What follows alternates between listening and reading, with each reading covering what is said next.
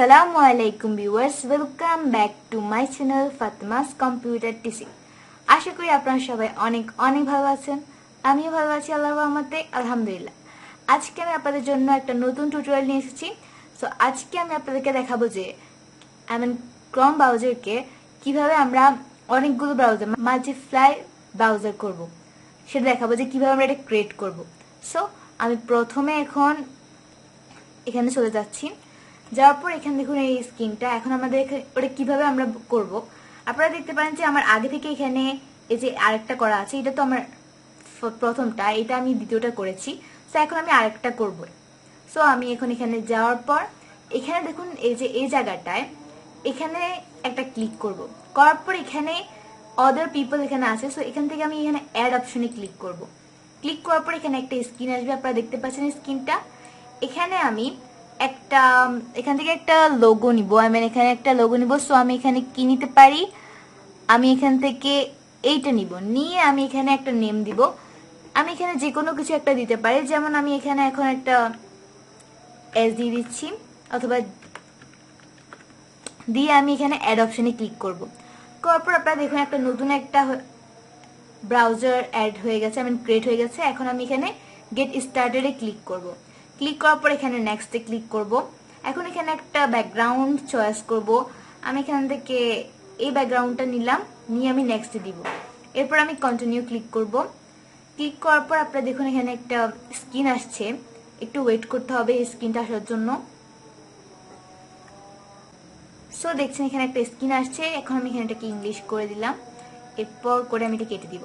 So এই স্ক্রিনটা হচ্ছে যে এখানে সাইন ইন টু ক্রোম, এখানে একটা সাইন ইন করতে, একটা জিমেল অ্যাকাউন্ট সাইন ইন করতে হবে। সো যদি আপনাদের জিমেল অ্যাকাউন্ট না থাকে তাহলে ওটাকে কিভাবে ক্রিয়েট করতে হবে সেটা জানার জন্য আপনারা আমার আগে ভিডিওটা দেখতে পারেন। আমি ওটার লিঙ্কটা ডিসক্রিপশন বক্সে দিয়ে দিয়েছি। সো আপনারা ওখান থেকে দেখে নিতে পারেন। ফুল আমি একদম ভালোভাবে বুঝিয়ে দিয়েছি যে কিভাবে একটা জিমেল অ্যাকাউন্ট ক্রিয়েট করতে হয়। সো এখন আমার তো জিমেল অ্যাকাউন্ট আছে, এখন আমি শুধু সাইন ইন করবো। সো আমি এখানে একটা জিমেল দিচ্ছি, আমি এখানে একটা জিমেল দিচ্ছি।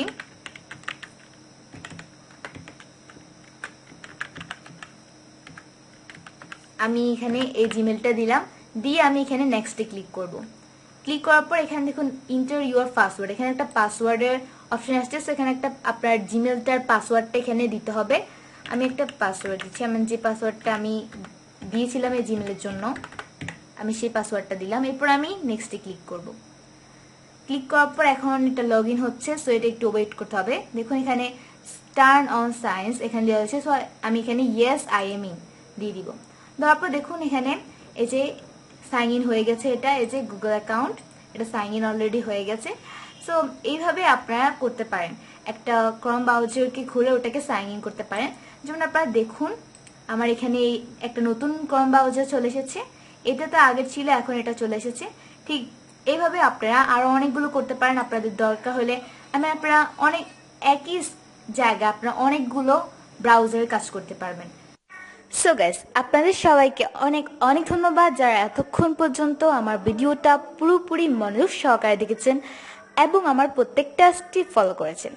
সো গাইস, আপনাদের যদি আমার ভিডিওটা ভালো লেগে থাকে তাহলে আমার ভিডিওতে একটা লাইক করবেন, শেয়ার করবেন এবং সাবস্ক্রাইব করতে ভুলবেন না, এবং পাশে থাকা বেল বাটনটা অন করে দিবেন প্রত্যেকটা ভিডিও নোটিফিকেশন পাওয়ার জন্য। সো গাইস, আসসালামু আলাইকুম, আল্লাহ হাফেজ।